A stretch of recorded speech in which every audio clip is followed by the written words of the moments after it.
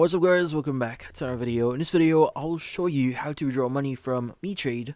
So, if you're wondering how to exactly withdraw your money from your Mitrade account here, well, this one is really easy. So first things first is you want to open up the Mitrade app here and you want to log in into your account. Now at the bottom right of your screen, you should see the hub option. So you have trade, positions, and then hub at the bottom right. Let's go open up hub. Now in here you have two options. So you have deposit and withdraw.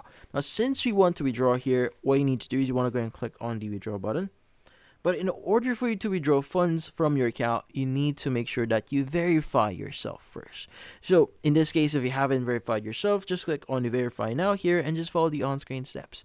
Now you need to provide certain IDs like either your national ID, driver's license, or even passport here in order for you to verify yourself. But once you verified yourself here, the option for withdrawal should now be available. Now, in the next pages here, they will require you to enter how much you want to withdraw. And also, you may need to enter or choose the payment method that you want to withdraw to. So make sure to provide those details and make sure or review all your transaction here before withdrawing.